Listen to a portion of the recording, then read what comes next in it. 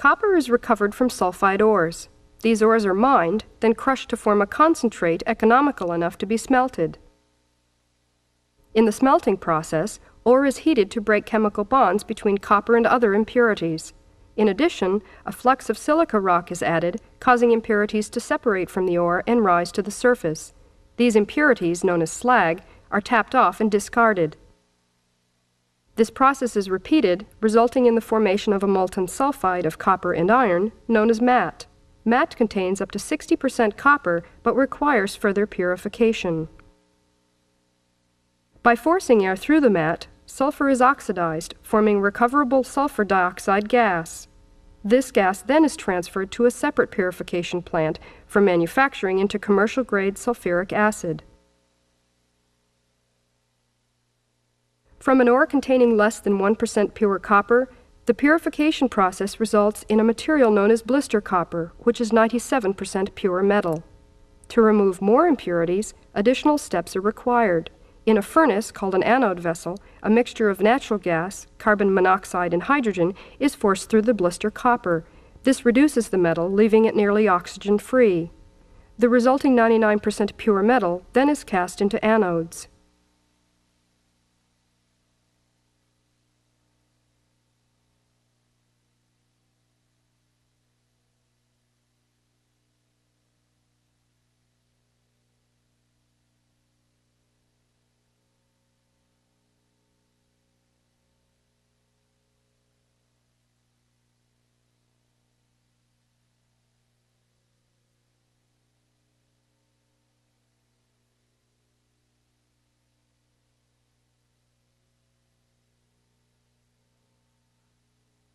The anodes are submerged in an electrolytic solution of dilute sulfuric acid and copper sulfate.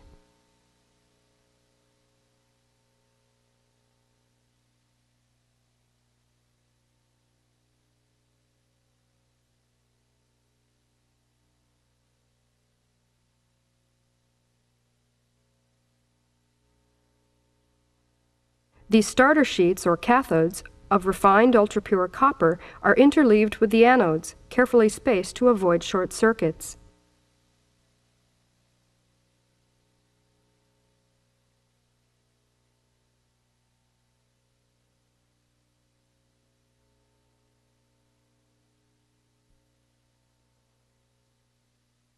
An electric current is applied and copper ions are transferred through the electrolyte to the cathodes, where they are deposited as elemental copper. Valuable impurities in the anode, including gold and silver, sink to the bottom of the cell to be recovered later. In about 14 days, cathodes of 99.99% pure copper are removed.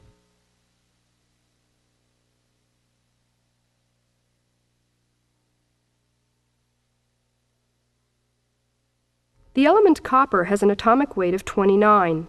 An atom of copper has a nucleus of 29 protons surrounded by 29 electrons. 14 atoms bound together by sharing electrons form a unit cell, which has all the properties of the metal. Unit cells, joined by sharing atoms, form crystals which are packed together tightly. These copper crystals can be manipulated into various products.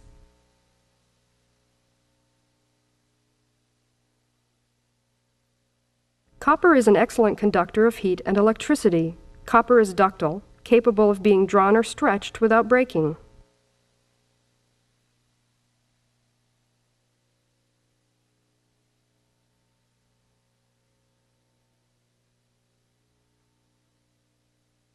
Copper is so ductile that a single kilogram can be drawn down to a wire 350 kilometers long. In many ways, we have come to rely upon copper products. Copper can be alloyed with zinc to make brass, and with other metals to make more durable, castable, and corrosion-resistant products.